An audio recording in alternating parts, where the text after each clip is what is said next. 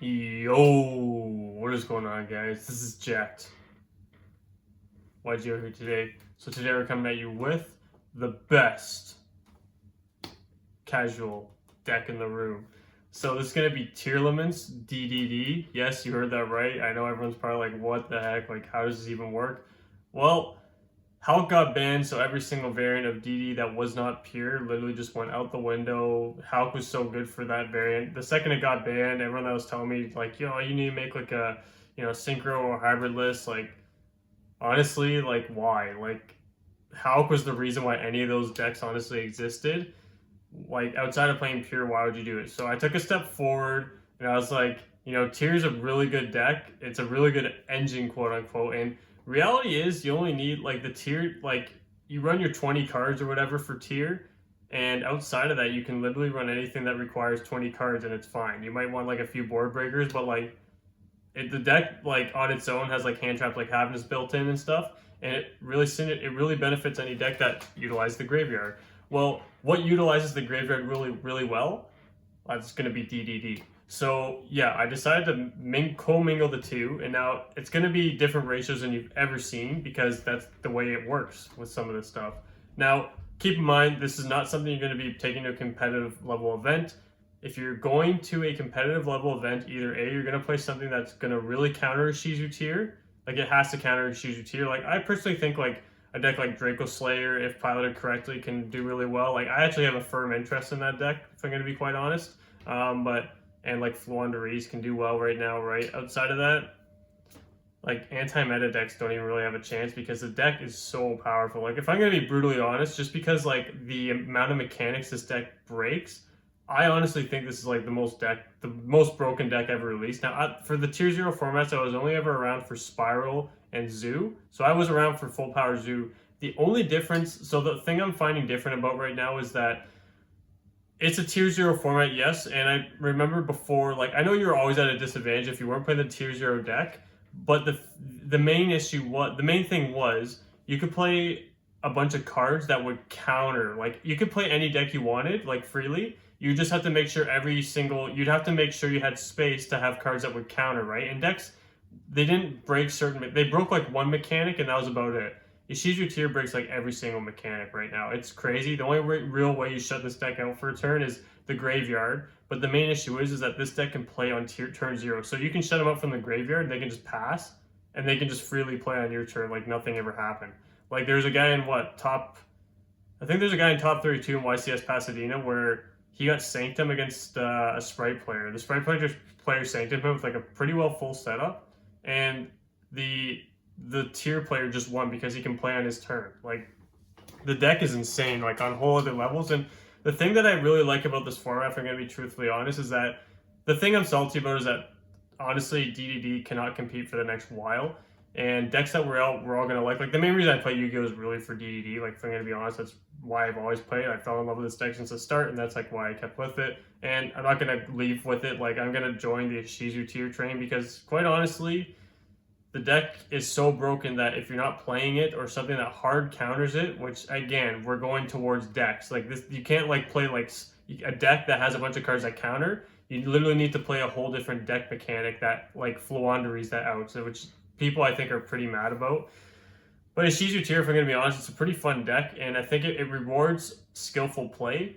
And I think if people just accept the fact that it's going to really help people benefit in the terms of, it's going to really help people get better at the game. I know not everyone's going to be liking it, and like obviously not everyone's on board with it, but it really helps skillful it rewards skillful players, kind of like before where it was just kind of like luck based and stuff. Like right now the deck's it's all gas. Realistically, you barely brick, so it's going to reward the best players on a ratio standpoint for sure. So you're going to see the results of like who the best players really are, right? So that's kind of what I like about this, and it's going to really help. Again, it's like a brain buster deck. Like if you thought DDD was hard to pilot, this deck will bust your brain, and then there's time rules, right? So you got to think about that. I personally am looking forward to playing the deck in higher level events, just because I'm a combo player. Like I enjoy stuff like that. The only thing I have an issue with is playing DDD. So let's circle back to DDD. We just got the elephant out of the room. Like tier 0 Shizu tier is insane, right? I'm not going to talk any further on this deck, but if you guys want to go to a local setting and play something casual and you still want to play DDD, the Pure actually is fine at a casual standpoint. Like, Pure's still really good. You can still play the Bestial cards and stuff like that, right? A lot of cards that can counter. If you do end up playing a Shizu tier, you still might have a chance because it's locals. If you're a skillful player and you're playing someone who isn't the greatest with the Shizu tier, Pure's still great. But this, if you want to play something that utilizes every single mechanic, the Shizu tier is going to work. And I'm going to step in to why a Shizu tier, sorry, not a Shizu tier, DDD tier. DD tier is going to work on a local level. And I'm going to kind of walk through why the deck actually synergizes fairly well. The main reason is because the levels that DD has access to and the graveyard interaction. That's pretty well it. But it works. Like, the only way I can really show you is through combo test hands. So there's no actual set combos. It's Tearlaments. It's going to be test hands. So I'm going to do a bunch of those and we'll go walk through that. So yeah, without me further talking again, we discussed the tier 0 elephant in the room. Like, I had to get that out of the way. I know not everyone's on board with the tier 0. Obviously, I'm not on board with it either. I know, like, from a competitive standpoint, yes, it's easier to side for other decks because prior you couldn't really side. There's so many decks in format that you couldn't really side, but it was the thing that was healthy about it was that you could play whatever you wanted and everything had a chance. So yes, DDD was like one of the best decks at one point, which was great. But now the power creep is insane to the point where you really you can only play a Shizu tier. It's just going to get worse until they actually hit some of the cards. But if I'm going to be quite honest, I'm kind of happy to start piling the deck because, again, you're going to be constantly learning playing this deck, and it's going to up your skill caliber. So I think if we all just kind of take this as a way to just improvise our skill caliber in the game, like just getting better at the game as a whole and better at combo decks, I think this can really help because it's going to reward proper impactful play. So it's going to be a nice break. At some point, we're going to be able to play casual decks again. Just keep that in mind. So it's completely fine. But for moving forward from a competitive standpoint, yeah, you don't expect me to go out and top a big event with DDD because it's basically impossible right now. So yeah, without further talking, I am going to show you guys my mat. We're going to step right into this because I think a lot of you guys were looking for this deck list, and it's definitely interesting. So I'll tell you some different decks you can switch up as I go through, and I wish I could play this as a 17 card extra deck or 20 card extra deck would be great, but we'll just kind of go from there, and I'll see you on my playmat. See you in a bit.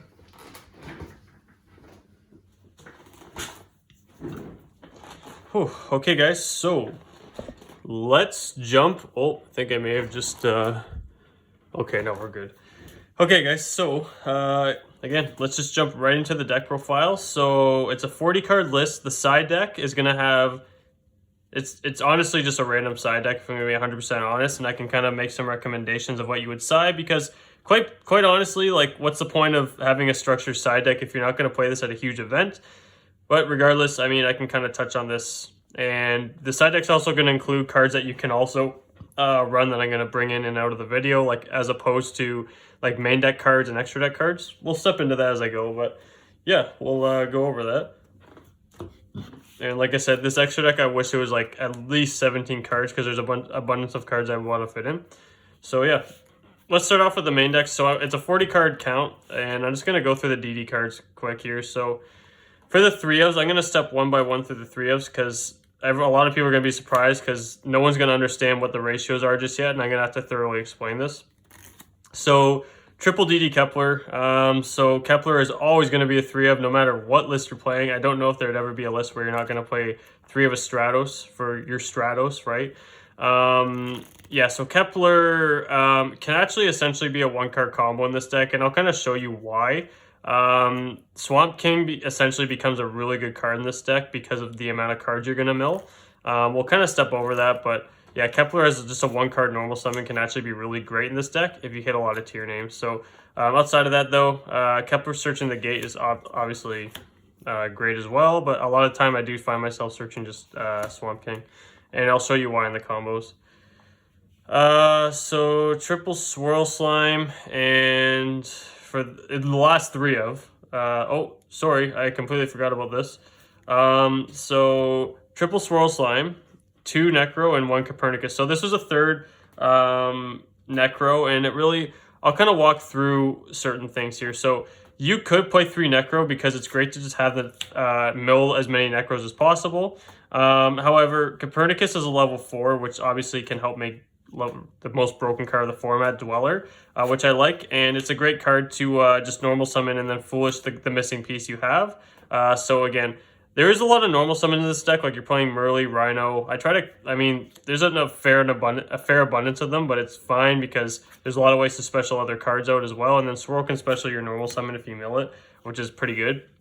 So yeah, so if you open this and you open like this in a Merly and you can't really find a way to different special summons, after you've like gone through your tier plays, you can like banish this special Copernicus and it gets you an extra graveyard fusion or the missing piece you need for the rest of your combo.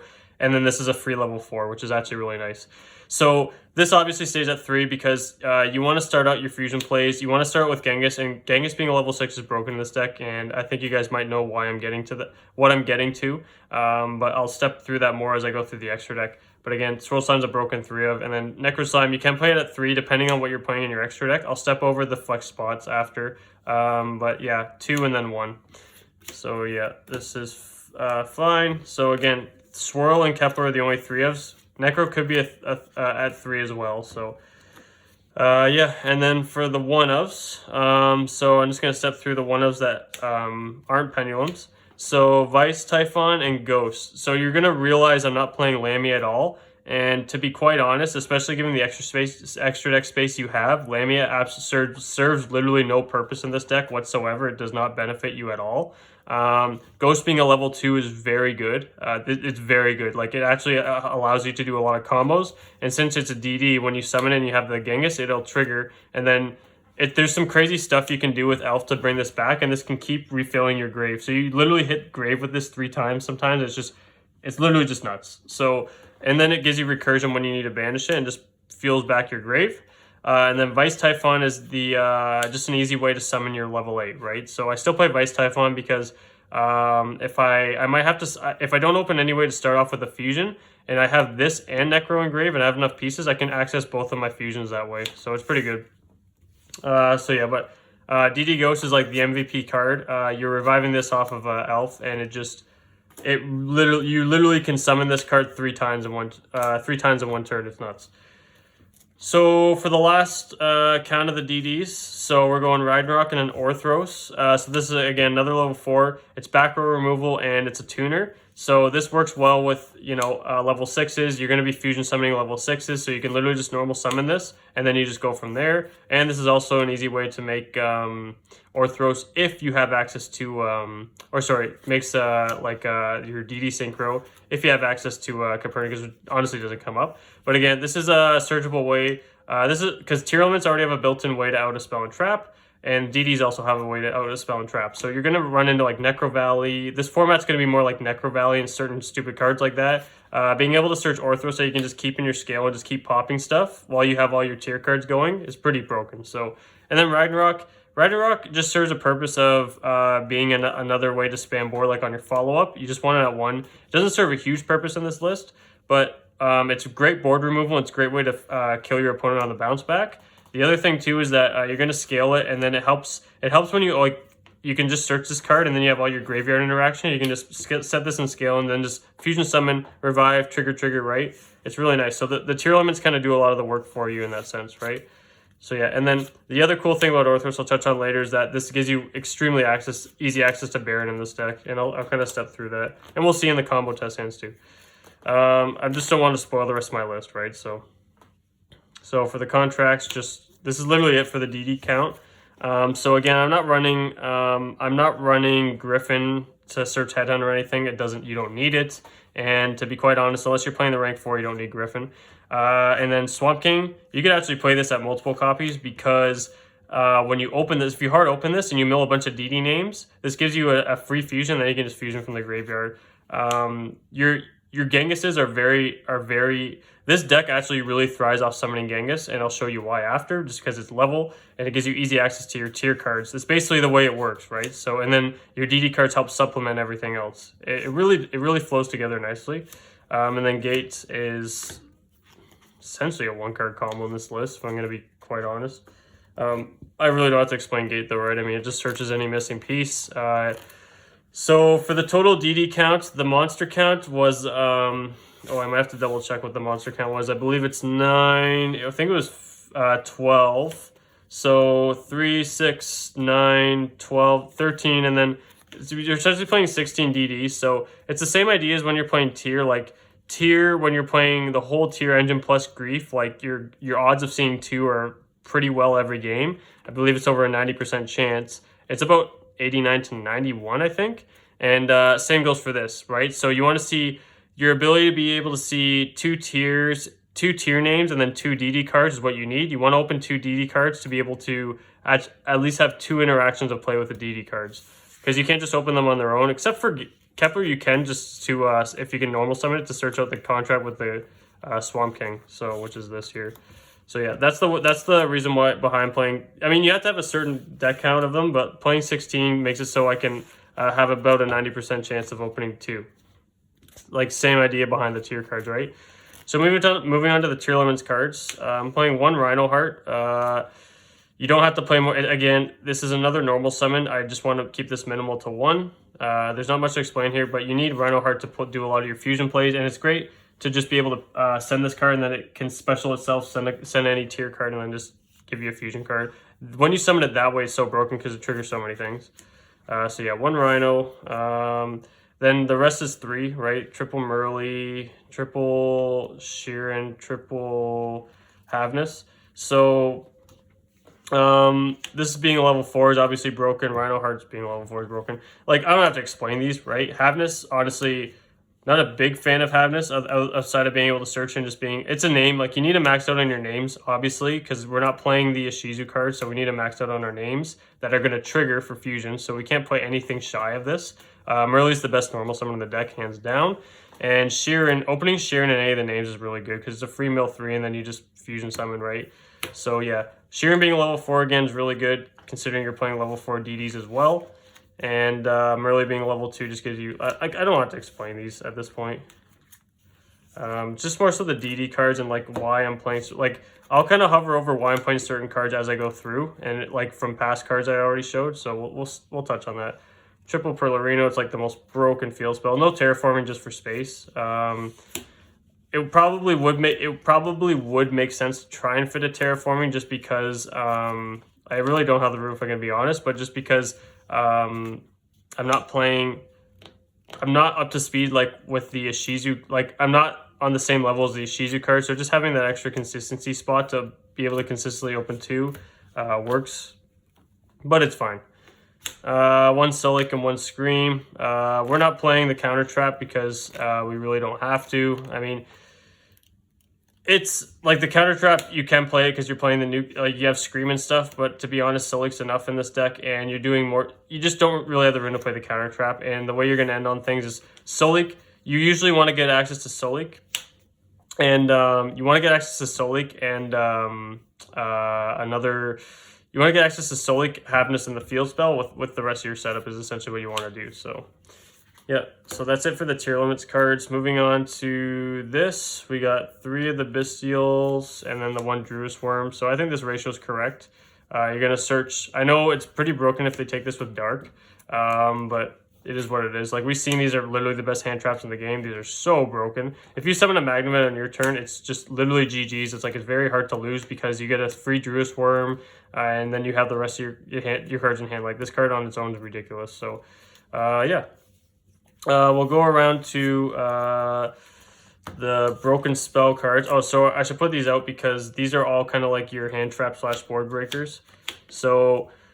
Okay, so I'm going to touch on this here. So Super Poly is a phenomenal card. I still think this format, the fact that you can just normal summon one of your names and then just fusion summon from there is really good. You might trigger your opponent's stuff, but that's completely fine. You have the Bestials if you need it as well.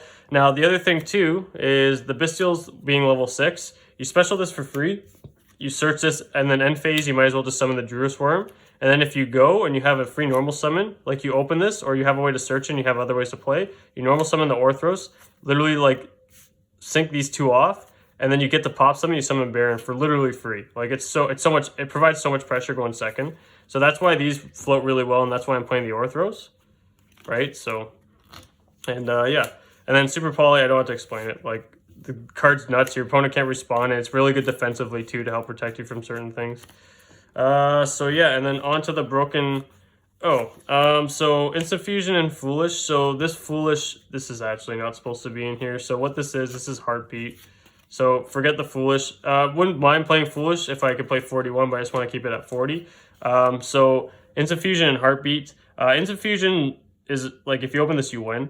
And Heartbeat is, again, another spot removal. So you have two ways to access spot removal that's both searchable in a sense, so you're not losing a back row. The other thing too is that you once this hits grave and you're only playing one Solik, so if Solik's already in the grave, you can find a way to send this, and then you can just search back the Solik. So you always have access to Solik when you're going first, unless you get hand trapped to death, right? And then Instant Fusion, again, I don't have to explain this card. Like a lot of these cards, like all these cards, I really didn't have to explain. The only card I really had to touch on was maybe my ratios between like Scream, Solik. I mean, it's like half the deck's DD, so this is like minimal. And then the only cards I really had to touch on were these, right? Because the reason why these are so nice, I mean, they're already broken, but the thing is like you summon Magnum at end phase, you add the Druid Worm, you can special summon Druid Worm at the end phase unless your opponent has another interruption. And then on your turn, if you already have Orthros, it's nuts. It's either you have Orthros or then you just search it with Gate. You normal summon, synchro into Baron, and then it's just literally just provides so much pressure because this is a pop. This is a pop, you have another level 6, and then you have Baron that's an Omni Gate and a pop. Like that is so much, that is so like so much pressure. That gives you an idea of like just what the power creep is right now, right? So okay. So that's enough explaining for that. 40 cards solid. We're gonna go on to the extra, so this is where it's gonna get interesting. So the extra deck. So 15 cards, I wish it could be more. So for the fusions, this is all we're playing for the DDs, kind of. So for the DD fusions, like this is minimum. This is like any DD list anyways, you're just playing this. I'll touch on these levels a little bit more as I go through, and you'll see more through test hands why these levels just incorporate with the deck really well. But yeah, 2 Genghis and 1 High King Genghis. I'm gonna step over this once I get to some other cards in my extra deck. So for the tier cards, 1 Kit, 1 Rue Kalos, and 1 Kaleido Heart. So yeah, 1 Kit's fine in any single list, but when it comes to this deck especially, you're not reliant on the kit. You can freely play without kit being in your extra deck. And the Kaleido Heart, like I don't have to. The nice thing about Rue Kalos is that if your opponent is on Nib, which I have not seen a list play Nib in a while at this point, you literally just, it allows you to play freely around Nib and then just do your DD stuff as well, which is pretty cool. But this deck is very resilient towards Nib and no one's playing it for that reason. And last 2 fusions, so Garura and Mud Dragon. So I'm going to want to touch up on this a little bit here. I'm back and forth between, so here's, okay, so I'm going to actually skip like to my XYZs here. So I'm obviously playing Dwellers, you've seen in the picture. So these are like 2 flex spots. And I'm going to touch on these here. So this will stay over here. Like, I don't have to explain this card. Like, the cool thing actually is if you can super poly, you have Orthros, you literally just make Baron and draw 1 and clear their board. Like, it's pretty broken. So Mud Dragon and Abyss Dweller. So these are here. Like, Mud Dragon's obviously just a broken fusion.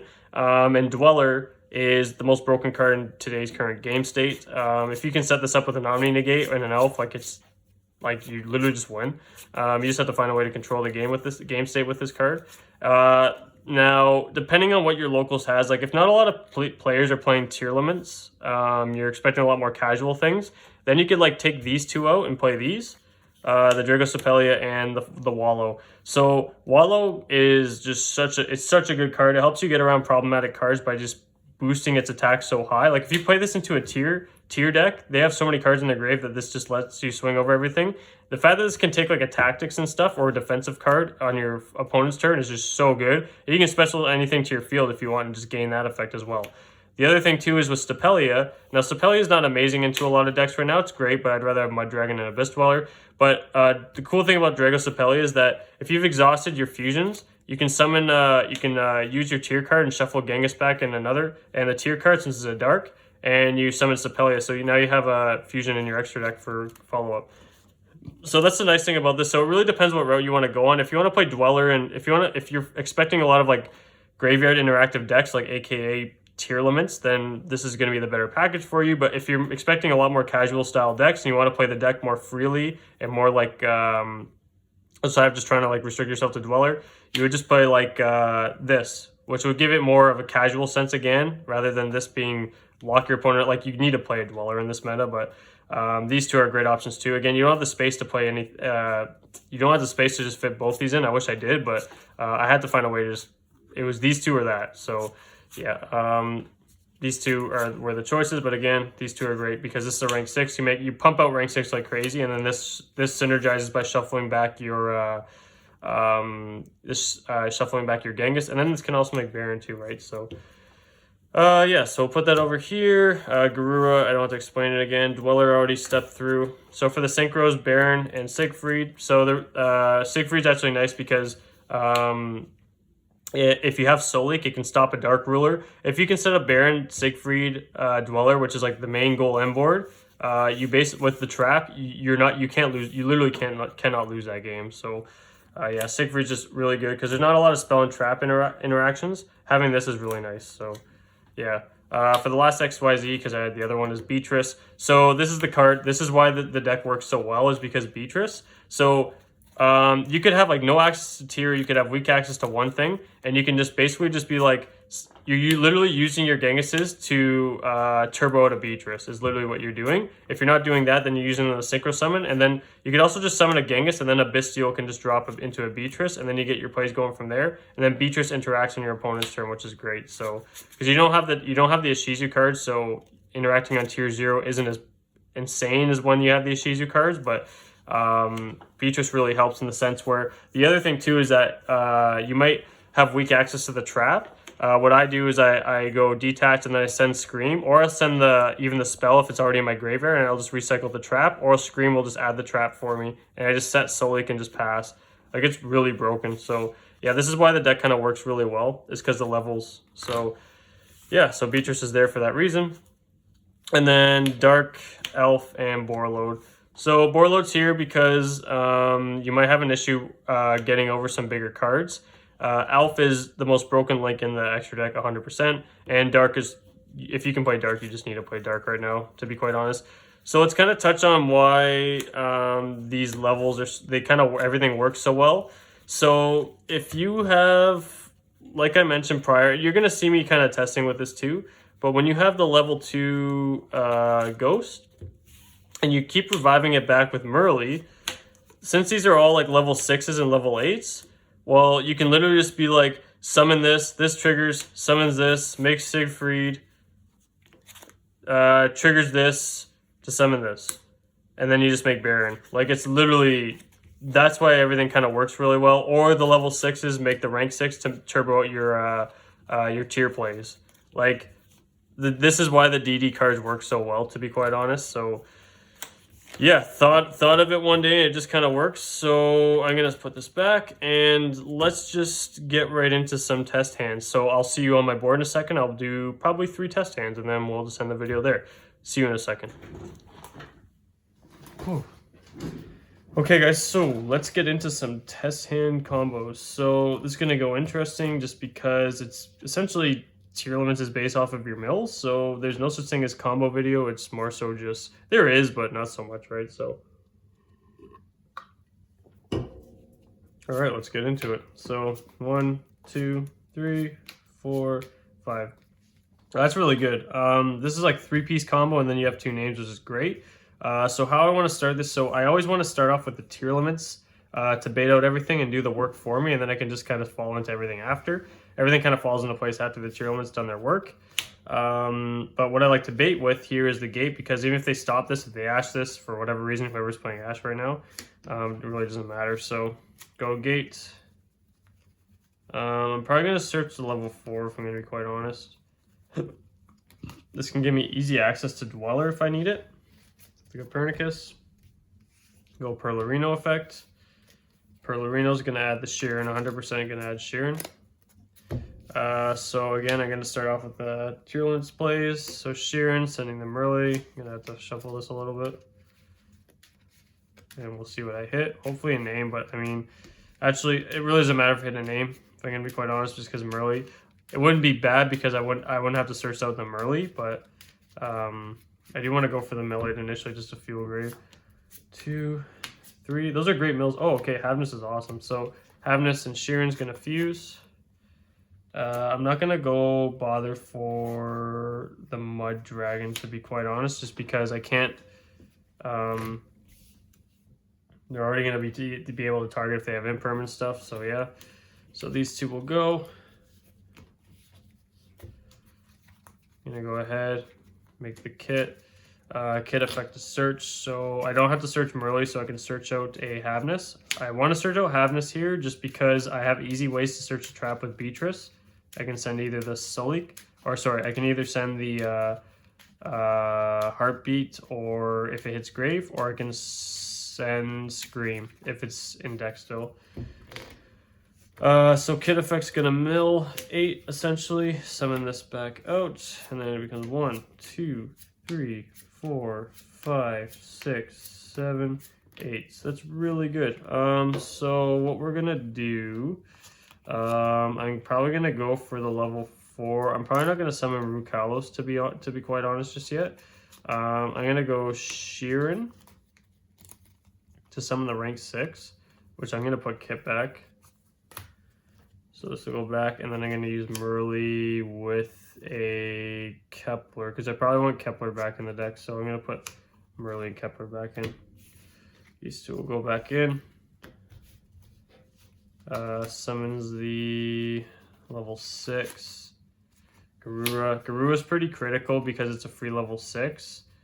It'll help you make the Beatrice a lot easier to be able to establish even more of a board. And this is going to be, where the hell is he? Oh, Mud Dragon, here it is. So separated like that. So we do have 2 slots to take here. So I have Engrave. Okay, so I have the Ghost, which is great. Ghost can actually fuel my grave a bit more. Do I need to? I actually forgot. I didn't even see that I milled Ghost, which is really nice, but I really don't need to use Ghost. There's no point. So I'm going to go ahead and use Swirl Slime here.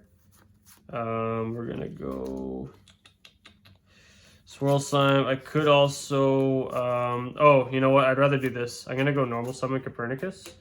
Use Copernicus's effect to Foolish Burial, because now I can just make a Dweller. Sorry, these should be like this because I like summoning my cards here. So we're going to send the Necro Slime, just in case there is, and then I can make the Dweller. I'm going to go right for Dweller, just so I can free up some space here. Let's see, I have this. So we'll go ahead and make Dweller. And then when it comes to making the levels, if I can go 1, 2, yeah, I can definitely do this. So I'm going to go ahead and link these 2 off. So I can just get a free draw, essentially. Just going to make the Elf. Get a free draw. Sheeran's a really good draw. It's going to be follow-up, I guess, after, or just fusion fodder. We're going to go ahead and we're going to go Necro Slime to fusion. We're going to use Necro and this guy, Kepler. We're going to go ahead. So Dweller is obviously pointing down there. I'm going to summon this here for now. And then we're going to go ahead and use Typhon effects, fusion with the Swirl Slime because we have another one in hand. I'm going to go ahead, summon out this guy. That'll trigger the Genghis to target special summon. We're going to special summon the Ghost. We're going to go ahead, synchro these 2. Summon the Siegfried. The summon of Siegfried is now going to trigger. Am I going to use Ghost here? I don't care to use Ghost right now. The summon of Siegfried is going to trigger the Genghis. Target special summon the big Genghis. Oh, sorry, I don't want to hear. I want to hear. We're going to go Elf effect. Target special summon the Ghost. Summon. Synchro. We're going to go ahead and we're going to summon. Oh, here it is, Baron. The only other synchro on my deck. A little bit tired, if I'm going to be honest. I had a pretty long day, but... and then lastly, so now that we have a fusion play, we just go 1, 2. Summon Genghis. And if they imperm, we're well protected from imperm. We just use Siegfried. And we don't really need to resolve Beatrice anyways. It would just be bait. So Beatrice is going to use the effect. So we're going to go ahead and mill the Scream since we didn't have anything go to the grave. Hit Scream. Scream's gonna add the trap. So we're gonna add Sulic. And set the Sulic and pass. So you have Havness, Perlarino. Like this is essentially you're gonna be your end board every time if you're able to open multiple names and two, which in theory you should. Like not every time, right? It's kind of like basing back to like the old DD theory where you open a bunch of names and you combo off.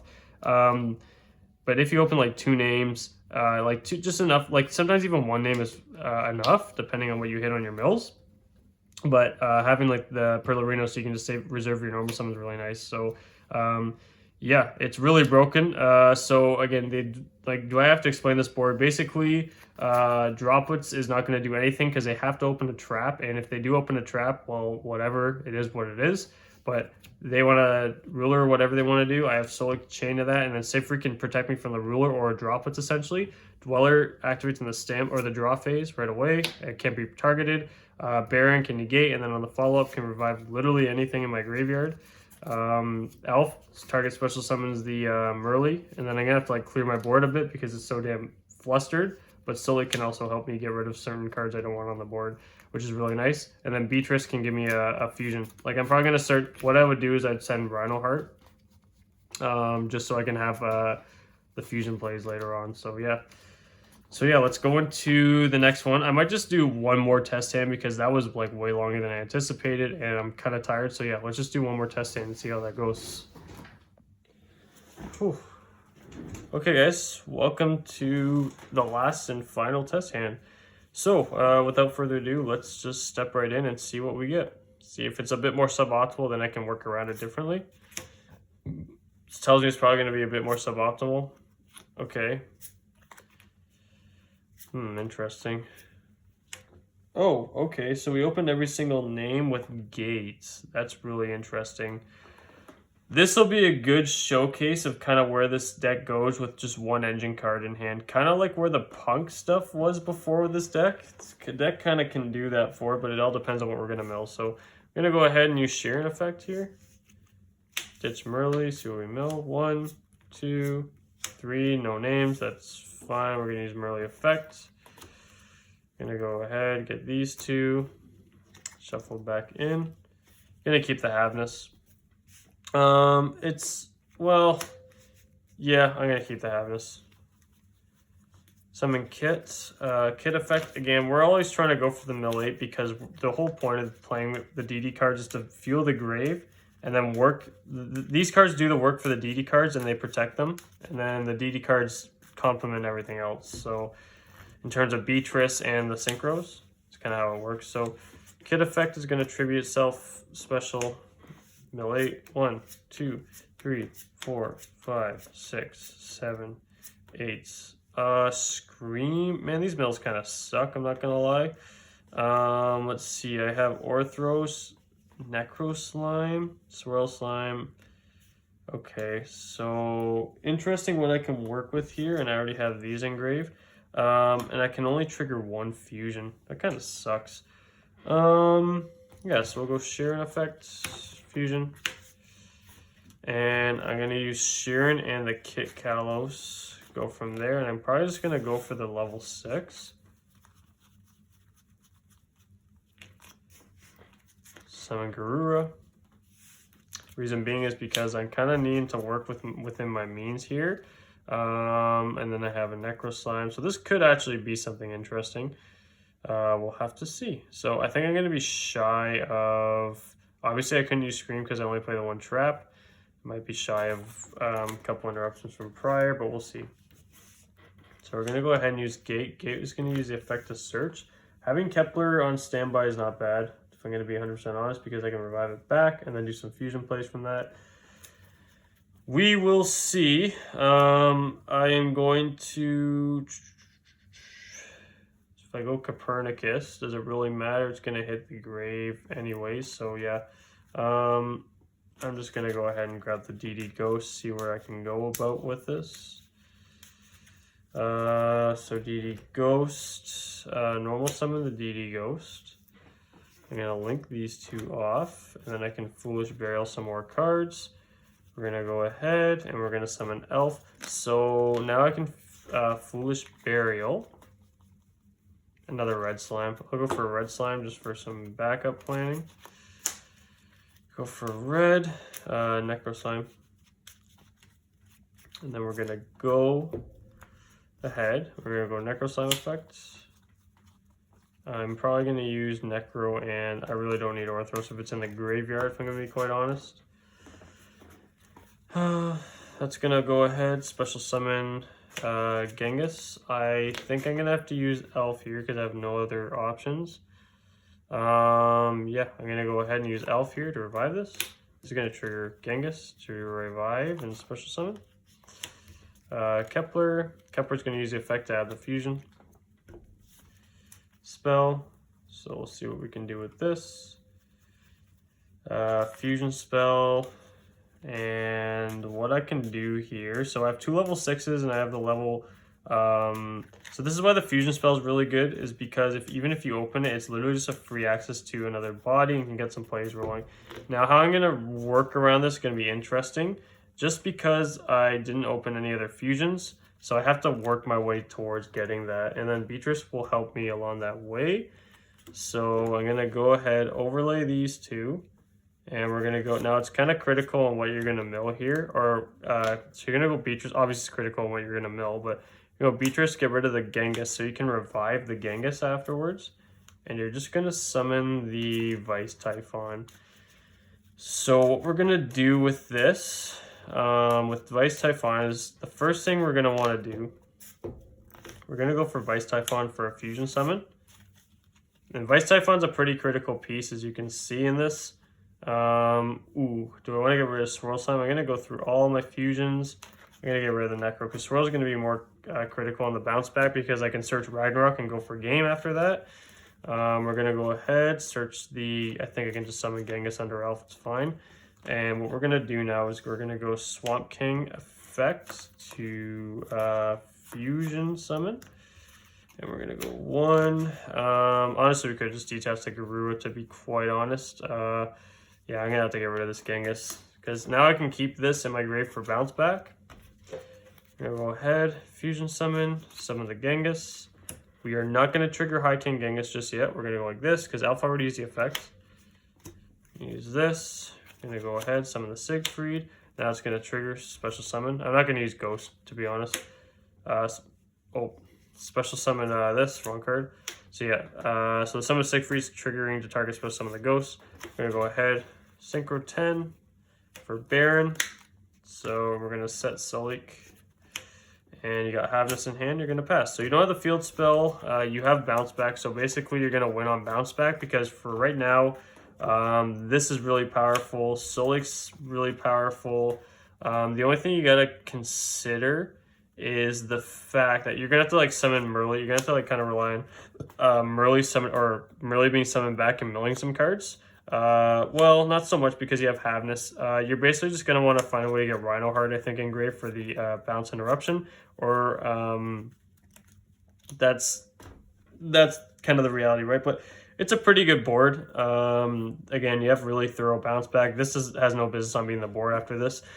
That's why it's kind of nice to play the Dragos Sepelia if you have the room, because then you can recycle the fusions back in, and then just recycle your fusion plays on the next turn.